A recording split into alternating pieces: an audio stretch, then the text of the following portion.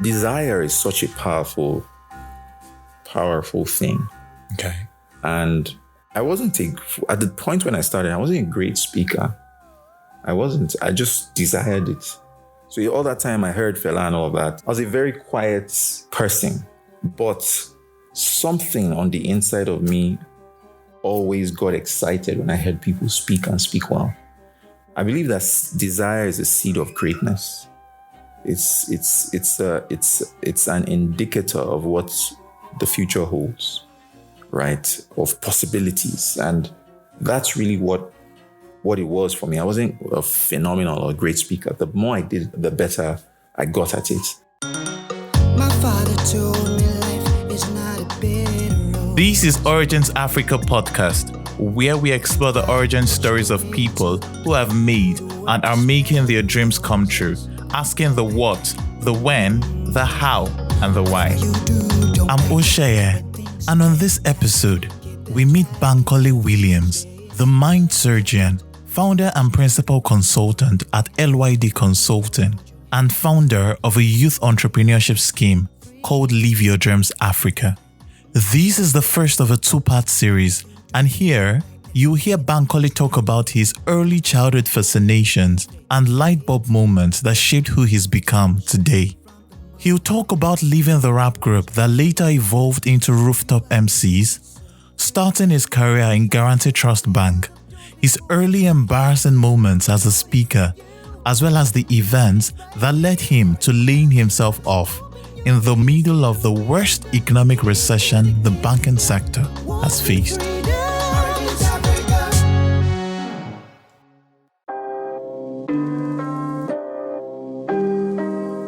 My conversation with Bankole was one of those conversations you wish could go on for hours.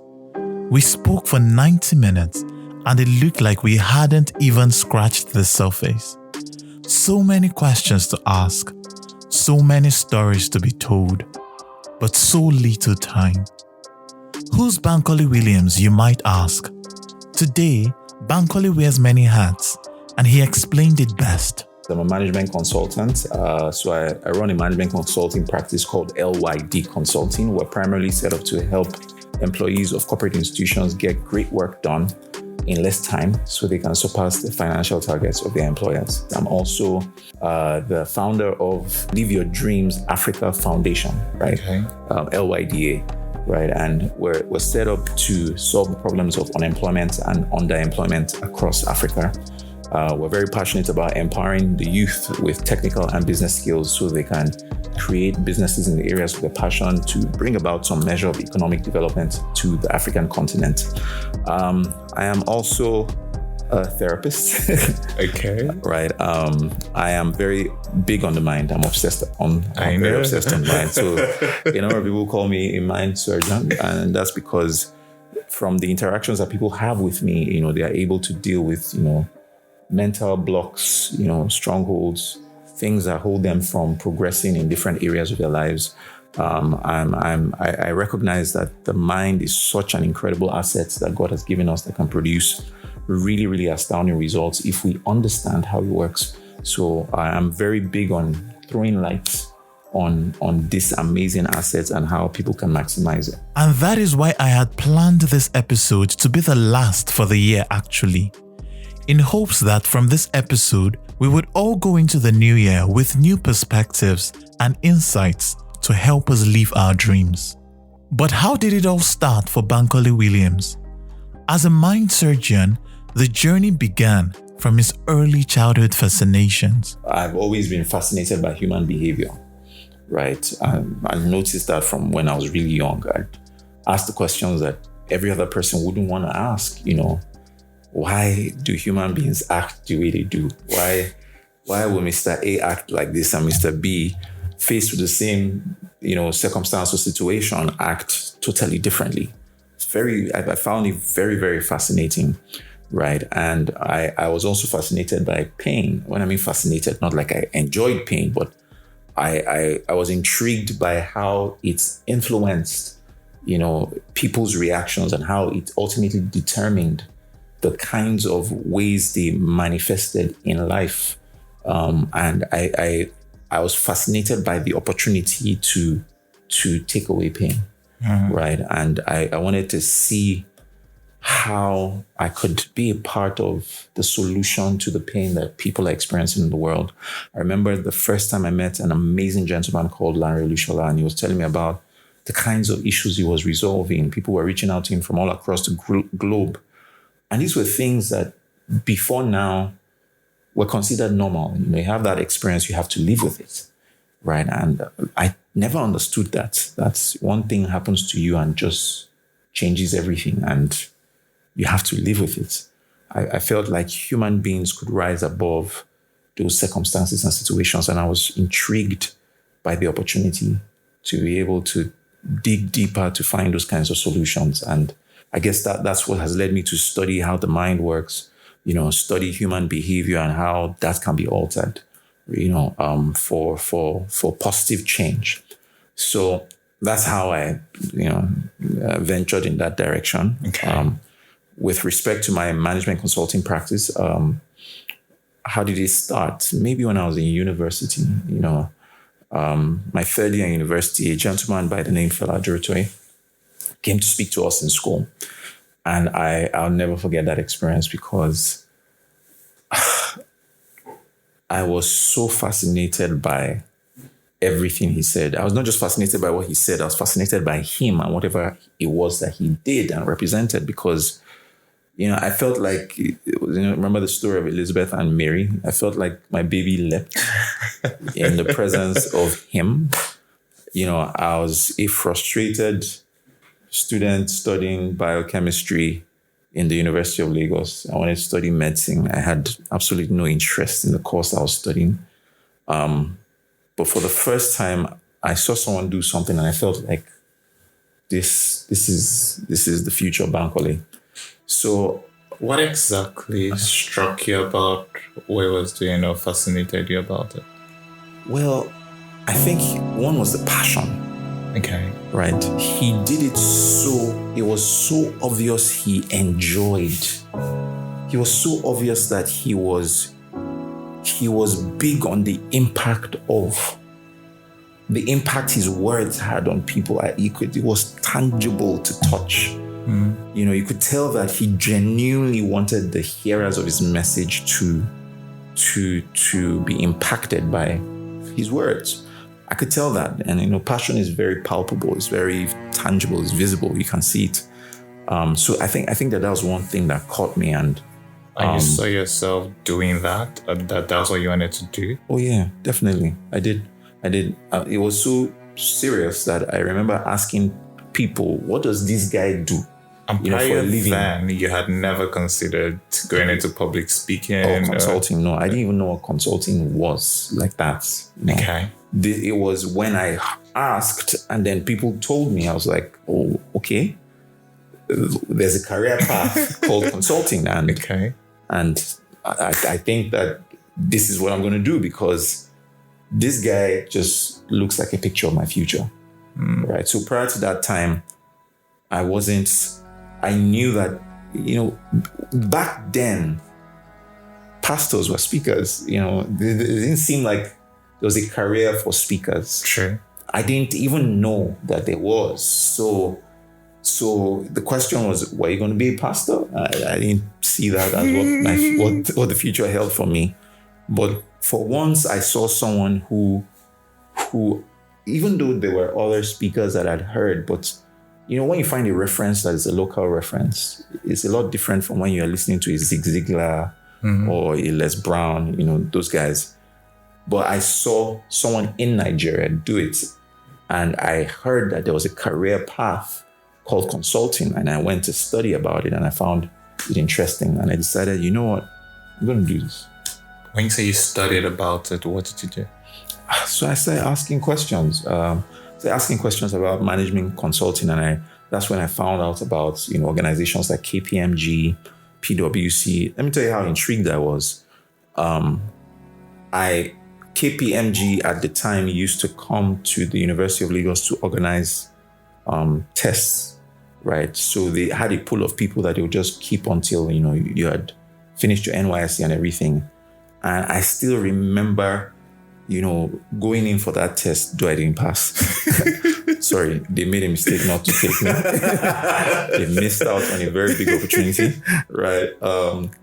And I know how that significantly I was hurt, right? And then Philips Consulting. I wanted, and I think I'd been subtly influenced by Fela because in him sharing his story, he had worked in Philips Consulting. Okay. So you know how unconsciously certain people just say things and they influence you, you don't even recognize it. But I just wanted to, I wanted to be like this guy. So if this was the pathway, then, I better work in that organization. So I remember doing the Philips Consulting test, passed the first stage. The second stage, I felt I even did better than the first. I didn't get a call back. Oh. Right. Was this in your final year? Yes, it was my final year. Okay. Yes. No, it was, I think I just graduated. Okay. Right. Yeah. And I was basically just looking for consulting jobs and a few banks intrigued me at the time. Then, banking seemed like a big deal. It was everybody's dream. And there were specific organizations, banks that everybody wanted to work in. Guaranty Trust Bank was one of them. Back then, banking initially, there was the old generation banks that, had customer service wasn't like a priority to them and all of that. And then, there was a breath of fresh air that Guaranty Trust Bank brought. There was another bank called Bond Bank. I remember you walk in there and you see the employees, and you'd see the passion that they would exude, and you just wanted to be like them. It was back then, having a Guaranty Trust Bank checkbook was a thing. It was a thing of pride to hold on. I'm serious. Interesting. As a student, it was a thing of pride. You have a Guaranty Trust Bank account. They're a big deal. Ask anybody who, at the time when GT Bank just came to be, you could tell that the employees loved their job, their jobs, and the way they carried themselves just made the average student want to be like them. So I said to myself, if there was any bank I wanted to work in, it was definitely Guaranty Trust Bank, and that's where I ended up, getting my first job. So before the encounter with Fela in your third year, you had mentioned that you were studying biochemistry, and you hated it. So at that point, what was going through your mind with regard to career? I was clueless. I just knew, just come out with a good degree. Okay. Come out with a 2-1. The least for me was just come out with a 2-1. That's, back then, and, if you think about it, for a number of people, you go to school, study any course, come out, get any job, but I thought, okay, maybe I may have practiced biochemistry, if I got a good offer. But there were also the opportunities to work in the bank. So it wasn't like I was clear as to what I wanted to do. I just felt like as I proceeded, I would gain some measure of light, and that's really what happened. That day this man spoke, the light bulb came on in my head, and I knew that this is it for me. Yeah. Okay. But it wasn't like you started speaking immediately or started asking for speaking engagement. No, of course not. So, like I said, I was active in the fellowship that I was in. I was in House on the Rocks campus fellowship called the Rock Foundation. Amazing place. One of the best foundational experiences for me in life. Okay. I would not be who I am today if I had not had that kind of a foundation. The fellowship was known for bringing out people who are just resilient, who went after their passion. We're very, very big on talent. So there are a number of people who are successful today in different things that they do. But if you check back, you'd see that their foundation was the Rock Foundation mission, in university. People like Ike Osakiodua, T.Y. Bello, O.C. Ukeje, a number of, people who have gone on to be very successful in different things. They found their talents, their gifts, whilst they were in school. So at the time, this is how interesting it was. I used to be part of a music group, a rap group.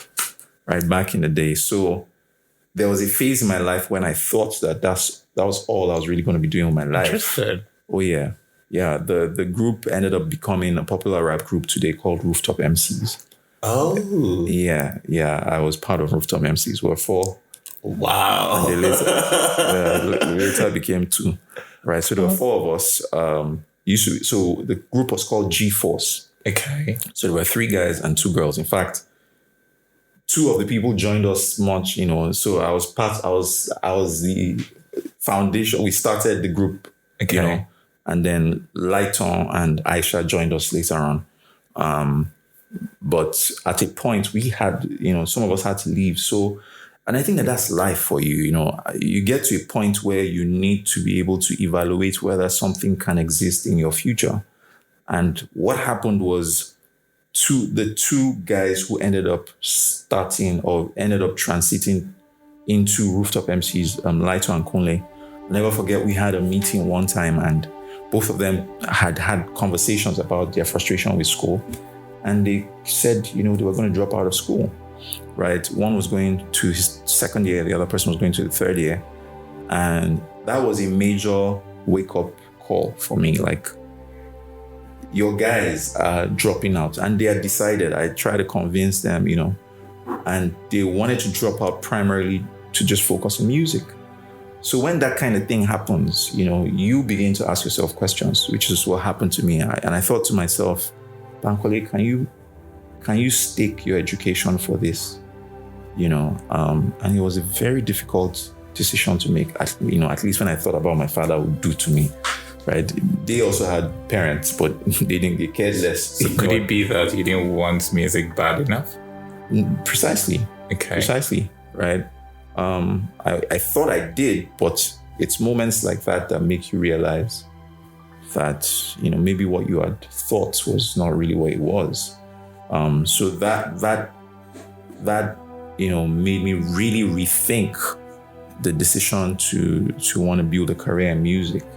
And because they had ample time, and myself and Aisha were still in school and were actively involved in our fellowship, it was obvious that we're going to grind to a halt, because they had more time, more passion. We didn't have as much time. So at a point, both of us decided to leave the group to focus on other things that seemingly were priority to us. Was it an easy decision for you to make then? Was it an easy decision? One of the hardest decisions to make. It definitely wasn't an easy one.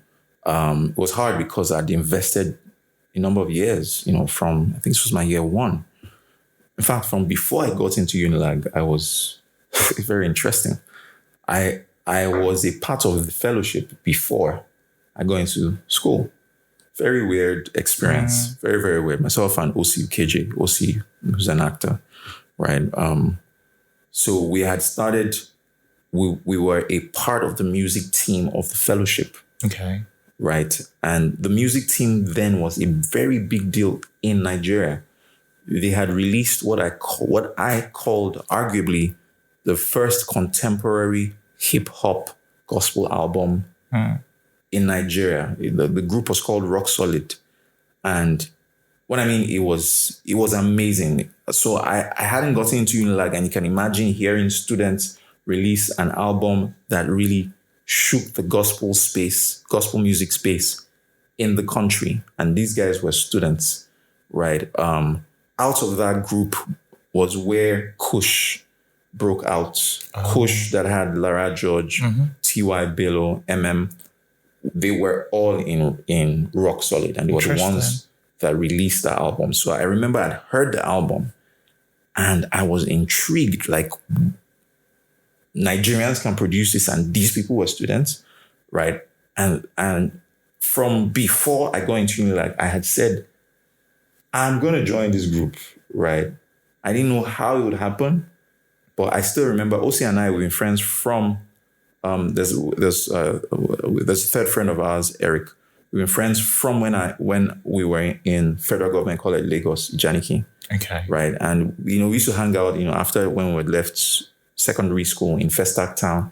And I remember that there were 2 groups that were very big on Spirit of David, which was a dance team, and the Rock Foundation, which was House on the Rocks campus outreach, and somehow, some way, and that one is another long story, but somehow, some way, we got into the fellowship before we even got admission into Unilag. So we had joined the music team, right? And from the music team, we now created the rap team, the rap group called, Rooftop MCs, and we were traveling, to different. We were being invited by different schools.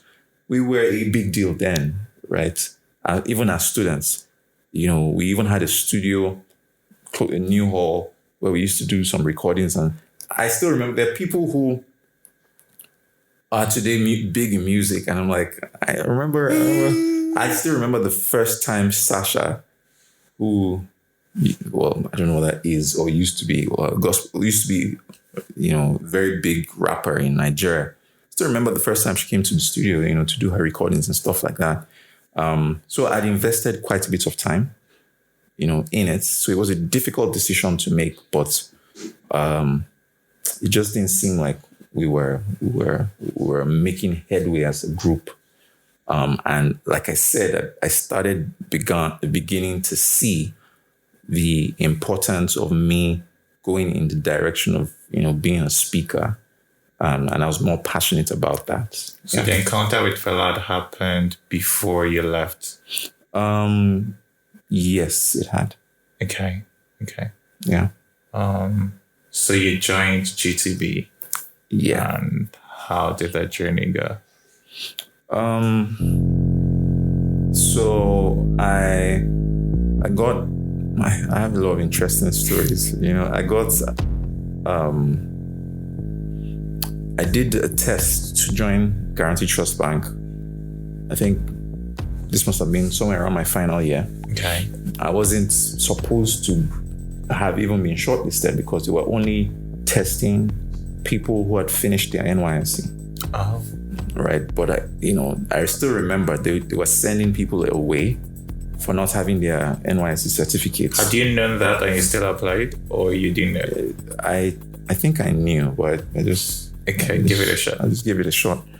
And even when they were sending people away, I was still there. I was like, sorry. Yeah, I'm going to do this thing, And I guess the lady just saw my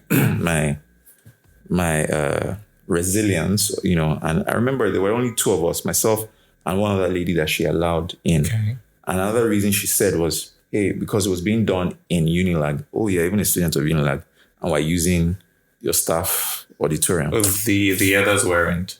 Okay. Well, maybe somewhere, I really don't know, but I know that she asked just myself and that lady to just wait on the side while she sent every other person away. Okay. And then eventually she allowed us in. So I passed the test. They called me for an interview whilst I was serving, right? I came, I couldn't come at a specific time they wanted me to come, but, they were like, no, it's not a problem. You're in our pool. When you're ready, you can come, So when I think it was when I was done with my NYSC, I got back. Oh no, before I was done, I think I came back, did the interview. And as soon as I was done, I had a job. I already had the offer. I had a job in Guaranty Trust Bank. So that's really how I joined. Okay. Yeah. Joined the bank. You had, then went to the training school. Mm-hmm. And then from there, how's the training school experience? Oh, it was a great experience. 3 months of intensive training, just learning about the banking industry, learning the ethics of, the workplace, how to be a high performance employee and all of that. I think that's one of the things that really stood Guaranty Trust Bank out from every other bank at the time. The investments that it made in people whilst they were in training school, right? It was a really great experience. So because I knew I wanted to be a consultant, I wanted to speak, but hey, I didn't get those opportunities. The first job I got was the Guaranty Trust Bank job, and I didn't mind it. Even whilst I was in training school, I was still very deliberate about the departments that I wanted to work in. Okay. So whilst you're in training school, you're writing exams, tests, all of those things, and they're telling you, hey, you can be posted anywhere. You can be posted to the north, to the east, southwest, anywhere. But I knew I wanted to be in Lagos, and I knew that I wanted to be in the human resources department. And the reason was because that was the closest thing to consulting for me. I knew that they interfaced with consultants. So I just felt HR was it. So I recall, two things. One was I was deliberate about ensuring that I finished, because we were being graded, finished with a very good grade, because, I knew that you stand a good chance if you excelled above all the other people. Then I knew that I needed to make an impression on the decision makers. So I would never forget, the head of human resources of the bank came to address us. And I knew that this was somebody I needed to make an impression on. So she came and she was announcing the vacancies that existed in the bank. And then she goes, there's a vacancy for one person in HR. Now seated at the back. The minute I heard that, I screamed. I said, "You say what?" And everybody was looking like, "Dude, why are you shouting?" We all heard her, And the woman looked at me intently and she said, "I said there's a vacancy for one person, right, in human resources." I looked at her intently. I smiled confidently and I nodded my head appropriately. Right. I like your use of the right. Because life will always present you with pockets of opportunity, and those pockets of opportunity sometimes could be so tiny a window, but you just have to know how to capitalize on that moment. And it's not like I just knew that this is a moment you can't afford to miss out on this. So it was very unconscious. That's to tell you how I had been prepping for this moment. So when she said that, obviously I couldn't really, it wasn't like she asked me because I couldn't really talk, but I just knew I needed to make an impression. And what I found out, because I ended up being taken to HR, when I got there, I was curious to know, why did you guys pick me? There were 30 of us in school, in training school. And I recall that a guy who I'd worked with at the time, Larry, had said that, that the head of HR came to training school and she came back to the office asking about me, and she was like, "Who is that guy?" So they took my name, and obviously I didn't even know they were observing me from that point, But the point is, I got her attention, right? And I think that is something about life. And it wasn't exactly that you were forward about it, saying that I'm the one that would get the position. No, it was just by the exclamation you did and nodding your head, exactly, staring intently at her face. Yeah, it just communicated interest. It communicated to her that this guy is interested in HR. This guy seems to be passionate about it. Right, because I smiled, I nodded my head. You said what? I just in case you are scouting, I'm here. Okay. Right? And my results also, because like I said, they were observing me. So if it was just purely if it was that my behavior wasn't great enough, I'm sure they wouldn't have said just because I indicated interest. That would be the reason for them taking me, but every other thing seemed to match the interest that I showed. So I guess that was the reason for the consideration. Okay. So Bankole looked intently, smiled confidently, nodded his head appropriately, and he joined the HR team at Guaranty Trust Bank. What happened at Guaranty Trust Bank, and how did the experience lead him to where he is today? Find out after this short break. I'm Oshaya, and you're listening to Origins Africa podcast. Hi, dear listener. If you love our show, please leave us a review on iTunes and Apple Podcast. You can also send us a tweet or comment on Instagram at OriginsAF. We love to read from you. Nopes, not later. Yes, I read your mind. Do it now. Thanks a lot. Also click the subscribe button and share with a friend. Let's make a difference together, one origin story at a time. Catch our one-to-one newsletter where we share with you one lesson, 2 quotes, and 1 question from each episode published. You'll find it at originsafrica.substack.com. originsafrica.substack.com. If you like it, please click the like button, leave a comment, share with a friend, and subscribe. Also, you can now watch video snippets of some of our guest interviews. Simply go to Origins Africa Podcast on YouTube, Origins Africa Podcast. Don't forget to subscribe, like our videos, and share. Let's make a difference together, one origin story at a time. Hi guys, welcome back to Origins Africa Podcast. So Bankole, after his light bulb encounter with Fela Durotoye, decided to pursue a management consulting career. He had applied to a few consulting companies, but life had other plans. Life took him to Guaranty Trust Bank, where he joined the Human Resources Department.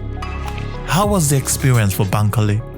It was great. I really loved the time I worked in HR in the bank. It was a time to learn. I learned a whole lot in that season. I met amazing people. Some of those people are my friends today. What were you doing there whilst you were there in HR? Okay, so I was in the first unit I was in was the welfare and compensations team. Okay. So I was in charge of paying salaries for trainees at the point. I said paying salaries for staff, and just welfare and compensations. And at some point, I was moved to the training department. Did you push for this? Because I was about to ask if whilst you were doing the welfare and compensation bit, you wanted to be a speaker, going to consulting, and then you're doing welfare benefits. If it got boring and you wanted to... Yeah, so it was...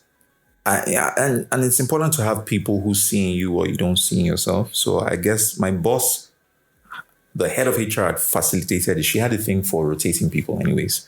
So I was interested, but I wasn't pushing, to be very honest. Right.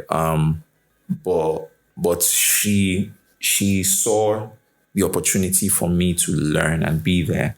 Right. I think that why it didn't really get my attention as it should have was because a lot that it did was very operational, very administrative.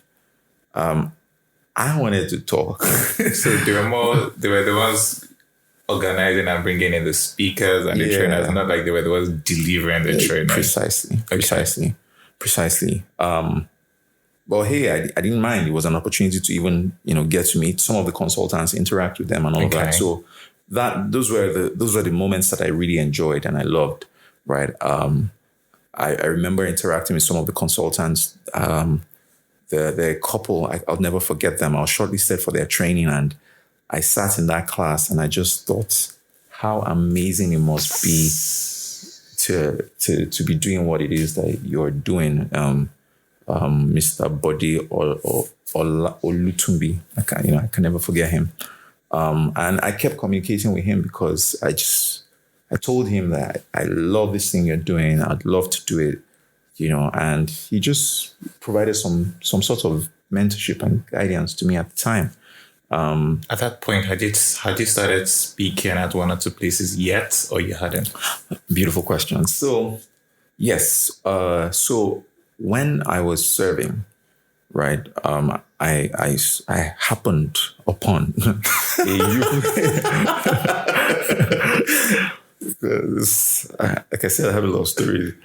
On a youth group, right, called YWAP, right, in Kaduna. So you set it's an in acronym. Kaduna. Yes, I said in Kaduna. It's called Youth with a Purpose. Okay. Right. So it was a Christian youth group.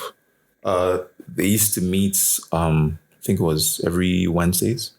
Right. And it was very unorthodox, very, it was very liberal. There was the meetings were so open, and unscripted. A group of young people would gather and anybody could share. Okay. Do you understand? Anyone, if you had anything, anybody could share. So it gave me the opportunity to express some of my thoughts, and see how people reacted. And, the more I did, the more people deferred to what it was I was saying. How's the first experience?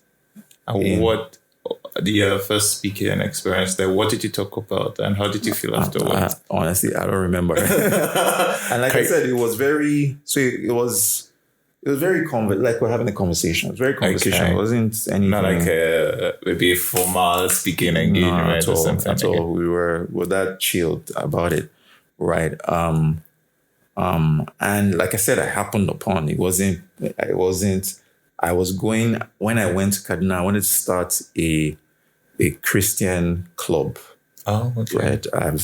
Like I said, I've been intrigued by a number of things. I wanted to start a Christian club. I had a friend who had done something like that. A very good friend of mine wearing the fellowship in Unilight together. Okay.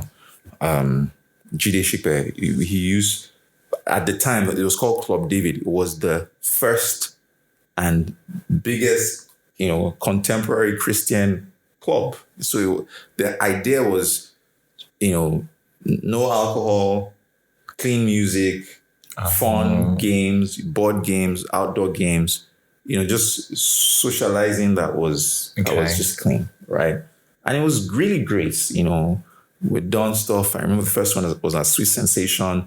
Next one was at, I think, Fantasyland. And the crowds of people that would come, So I thought to myself, hey, I could do this in Kaduna also. You didn't want to serve in Lagos?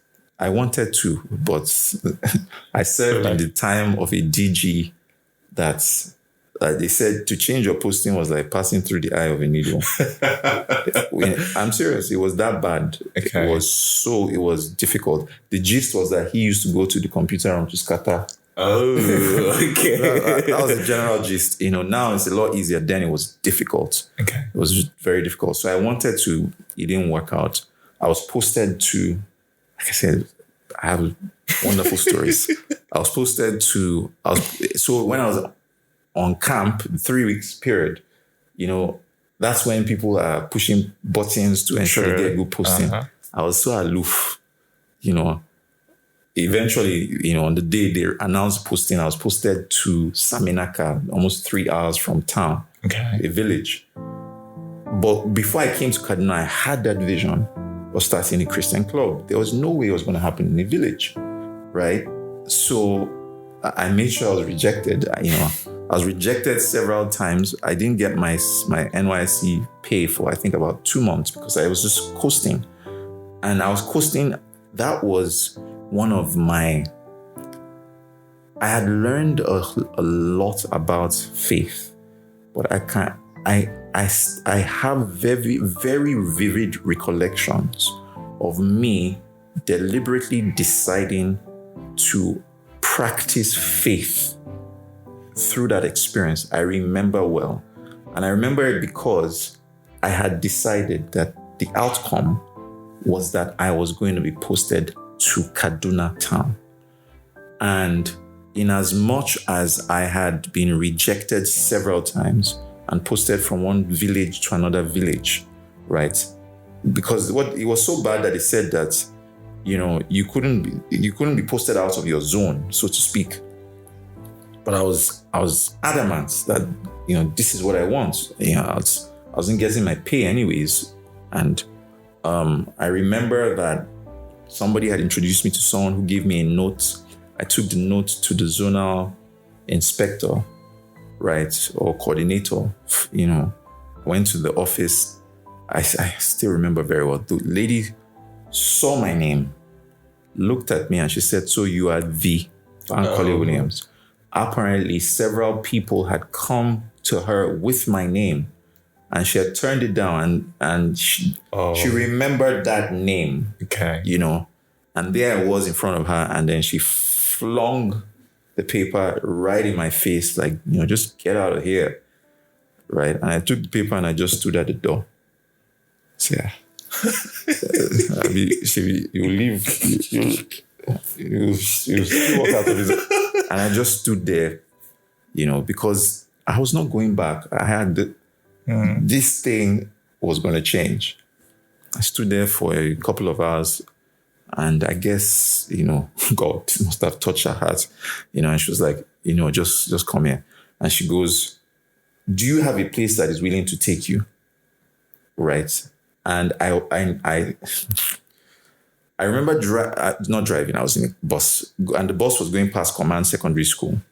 And something, you know, I just felt a nudge that, you know, you should go in there and you know, make inquiries. So I came out of in fact, I had to tell the bus driver to stop, came out, walked in. As soon as I walked in, I met an old friend from camp. I'm like, fantastic, you work here. She introduced me to the commandant, who told me they didn't have any vacancies. I was like, this guy he hasn't gotten the memo. I left him, went to meet, because there was also the vice principals. The first vice principal said there were no openings. I went to meet the second one. Second one said there were no openings. She said, but she remembers that the home economics teacher said they needed somebody, but obviously it had to be female. And I said I studied biochemistry. An aspect of my course is nutrition. I just walked it, right? And they didn't have an opening. You know, I went to meet the home economics teacher. She said, they're only females that come here. I said, I don't mind, you know. And the commandant had told me that, hey, even if they take me, one div is a division of the military that used to pay then. So I think my copper salary was maybe 2,800. Okay. Then one div was paying 6,000. Okay. And he had told me that if I decide to come, that if they even consider taking me, that one div was not going to pay me 6,000 naira. So I was going to be forfeiting that. In my mind, when he was talking, I knew I was not forfeiting it, but I was just like, okay, because I have to be in town. Okay. Right. So at the time when the lady called, the zonal coordinator called me and said, do you have a place that's willing to take you? So it wasn't like I was very clear. I just said, command. He said to me, if they reject you, just know this is the end of your service. There's no, you know. I said, yeah, you know, command will take me. Right. So she posted me to command. I took the letter, went there. They said this whole one division, something. They paid me. Right. So yeah, that's how I met YWAP. And when I moved to Lagos, when I came back to Lagos, we had decided that we wanted to start YWAP in Lagos. Okay. Right. And we used to meet every Sundays. Okay. And that was my training ground. Right. So I was the assistant coordinator for Lagos, and, you know, we used to have we used to share from time to time. So it was every Sunday was little did I know that was a preparatory ground for me to really perfect, you know, or improve on this act of speaking and impacting and empowering people. Right. So whilst I was still working in the bank, I still had that opportunity there to do what I loved. I'm curious how the experiences were. Were there days you felt like maybe speaking isn't for me, or was it all validating experiences you had? I've had really bad experiences too. You know, I think desire is such a powerful thing. Okay. And at the point when I started, I wasn't a great speaker. I just desired it. So all that time I heard Fela and all that, I was a very quiet person. But something on the inside of me always got excited when I heard people speak and speak well. I believe that desire is a seed of greatness. It's an indicator of what the future holds, right? Of possibilities, and that's really what it was for me. I wasn't a phenomenal or great speaker. The more I did, the better I got at it. And even when I thought I was really good at it, there were times I'd also spoken in different places, or maybe not a lot of places, but a few places where I felt I could have done better. One or two instances, I literally embarrassed myself, right? But hey, you fall, you have to pick yourself back up. I remember one in particular. I yarned dust. I said rubbish. What happened? It was horrible. I was asked a question, and when they're asking you a question and you don't know the answer, that you don't know the answer, but you have to answer. You have to say something, and I just blabbed and went blank. So this was after you had given the presentation, then it was time for questions. No. It was everything was Q&A. Oh, okay. Right. Everything, the entire thing was Q&A, and they directed a question to me, and I didn't know. And I've learned now. I didn't know the answer will always come if you are confident that it will come. But at the point when it was being asked, I was not confident that it will come. So I started by yarning dust, blabbed, and just went blank. I didn't make. There was my statements were very incoherent, and I knew. And one, you can know. The second thing is you can look at the faces of the people, and their faces can tell you. but okay, like, dude, I'm feeling embarrassed even on your behalf. Okay. Yeah. So yeah, that happened. For some other person, it could have just been a major discouragement.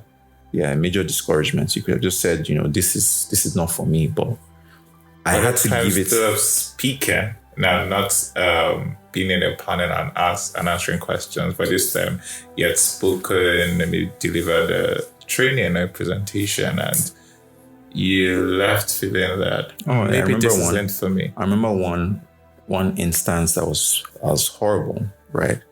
In the earlier stages of me speaking, I had been invited to the I'd been invited to the University of Lagos, right, to speak. There was a crowd. It was their sports auditorium, right? And I think it was, now I know better. I think it was the wrong. So it was a concert. Okay. Right. And they now wanted to infuse a motivational session in between it. Okay. So now with the benefit of hindsight, right, knowing what I know, whatever environment put me in, I'll be able to, captivate the audience. But at the time, I didn't know as much. And like I said, it was a concert in school. They wanted to see the Banjis and all of that. And then bring this young person up on stage to come and motivate people. Now, there's something about students, and it's the power of the mob when there's a crowd. If one person just starts chanting something, sure, right, everybody just... Don't tell me they just booed you. I'm telling you. It wasn't... So, yeah, they did, actually, to be very honest. Right. So I just started talking, and it was like someone shouted, we want music or something, right? And another person just carries it, and they're like, and I'm speaking. And I just knew, thankfully, that, dude, you need to wrap up as quickly as possible and leave. Some people were paying attention, but, just that whole distraction of people wanting music, and then you're bringing motivation in the middle of it, right, was a bit of a challenge or a problem. So you can imagine, you're just fresh. I want to be a speaker, and then you're dropped there, and it just feels like, you're being rejected in the moment. So I've had those experiences. As you left, how did you feel? Horrible, obviously. What's going through your mind? Like, why in heaven's name did I agree to do this? Okay. Right. I should have known better. That's how I felt at the time. So it wasn't that you weren't, maybe you shouldn't consider speaking as a career. It was that it was the wrong occasion or the wrong event you had accepted to speak at. So there were a number of thoughts that were flying through my mind. One was, the initial reaction is you tend to judge yourself and think, maybe I'm just not good enough, right? So obviously those thoughts, were in my head. I guess that unconsciously, I had learned how to give meaning to events so that I am empowered to continue on the right path. Okay. Right. So some of the things that I said were the meanings that I gave to the event. That, well, it wasn't about, I had to give that meaning. It wasn't about me. It was just the right person, on the wrong stage, if you get what I mean. And I had to choose that interpretation so that I wouldn't be disempowered on the path that I knew that I was supposed to be on, right? Some other person would have just, given up on it. But I guess the desire to do it was stronger than whatever obstacles that I faced. It didn't mean I was easy, handling the obstacles. But I guess the possibilities that existed for me in the future were a stronger pull than whatever challenge or obstacle that I was facing at the time. Okay. Let's go back to Guaranty Trust Bank. Then you moved to training department. How long were you there for before you decided it was time to leave? So I was I was in GT Bank for about 4 years, slightly over 4 years, right? And it's a series of a number of things happened that were tipping points for me. One was a time that my boss had told me to go. Like I said, we're very administrative in the way we functioned. So he had told me to go to the training school to supervise, to see if there were any issues or challenges with the trainings that were happening. I still remember that I was even going there reluctantly. I went all the way to training school in Lupejo, and the minute I got there, it was I think lunchtime. So the participants had just come out of class, and they saw me, and usually they would always give feedback to HR. So they saw me and they walked up to me and they were like, "Man, Bankole, where did we get that guy from? That had just finished training them." I'm like, "Guys, one of our consultants," and the reviews were incredible. "Oh, he's changed our lives. Oh, it's been the best training I've experienced," and everything. And right in that moment, I felt, Bankole, people should be talking about you this way, right? This guy is living my future. So I was very humble about it. I don't think I'd interacted with him before that time, but I walked into the room, I saw him, and today is a very good friend of mine, Steve Harris, and I told him, gave him the feedback, said, "Man, really amazing work you're doing. People have been raving about it." And I opened up to him. I said, "Man, this thing you're doing, I love it, man. I really wish I could build a career in it." And that's how, we started interacting. That's how we started, building a friendship from that point. At the time, he was heading the consulting team with Fela's company, Fela Durotoye's company, Visible Impact. So that was one experience. The second one is YWAP, the youth group I spoke about.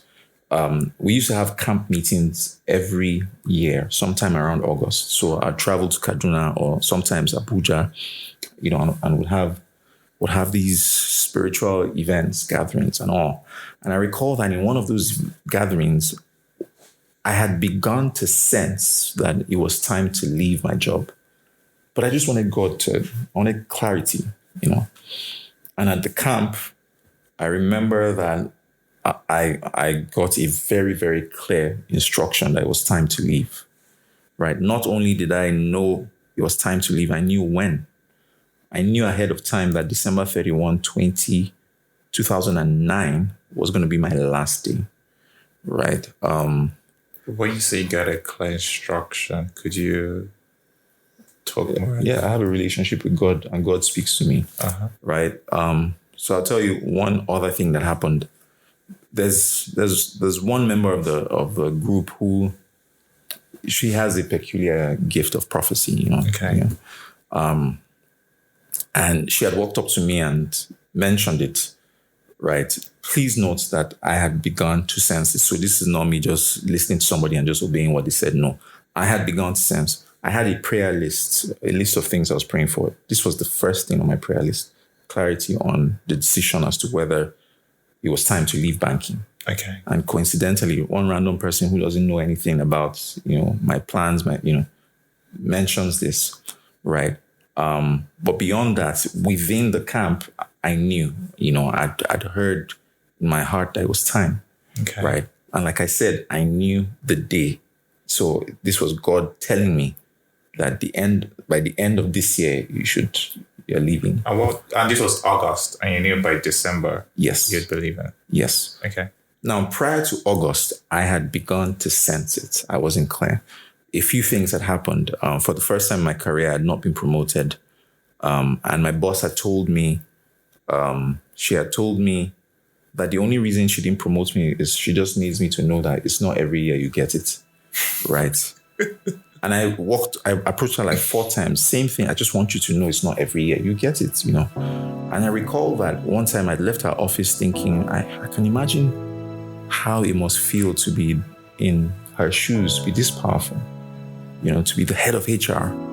And the minute I thought that thought, I rejected it almost immediately. And I was wondering, why am I resisting a path, a destination that I am on? If I continued on my path, I was sometime going to become the head of HR somewhere. But all of a sudden, that position seemed so unattractive to me. And then I thought to myself, why are you on a path for which you do not desire the end? Right? And I realized that I had been climbing a ladder that possibly had been placed on the wrong wall. Because I was not, you're climbing a ladder, you want to get to the top. But you knew you weren't interested in becoming the head of HR. Yeah. So I guess it was a moment of introspection for me. Like, okay, so how long are you going to continue this way?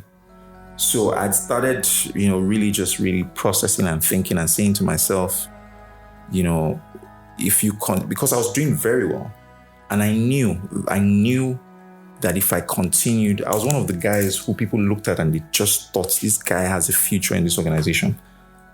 If I knew that I'll keep getting promoted, I'll keep rising, and it will be a lot harder. By the time you start introducing some nice perks to the job, it will be a lot harder to leave. And I didn't want to be in that position. So I just felt, you're young, what's the worst that can happen? You come back to beg for your job. I just thought this is the time to make some kinds of seemingly drastic decisions. I left at a time when it didn't make sense to people to leave. I left in the peak of the economic recession, right? I don't think there's been a time in the history of banking where banks laid off like they did at the time. A lot of banks were laying off. My bank was the only bank that wasn't laying people off. And yet I laid myself off, right? So people thought I lost my mind. Like, there are people praying for this job that you want, but I just knew it was time. I knew. Bankole felt it was time, so he laid himself off. What happened next? What were the challenges that shaped who he's become today? Find out next week on Origins Africa podcast. Thank you for listening to our show this week. If you liked it, do leave us a review, a comment, and share with your friends. Tell a friend to tell a friend to tell a friend and to tell another friend. We would also love to read from you, so please do send us a tweet or leave a comment on Instagram at OriginsAF. You can also write to us at originsafricapodcast@gmail.com. Remember, do subscribe at wherever you get your podcast: Google Podcast, Apple Podcast, Spotify, YouTube, SoundCloud, amongst others. Catch our 1-to-1 newsletter where we share with you one lesson, 2 quotes, and 1 question from each episode published. You'll find it at originsafrica.substack.com. originsafrica.substack.com. And of course, if you like it, please click the like button, leave a comment, share with a friend, and don't forget to subscribe. I'm Oshaya, and you've been listening to Origins Africa Podcast. Bye for now. My father told me life is not a bed of roses. You gotta put your way into the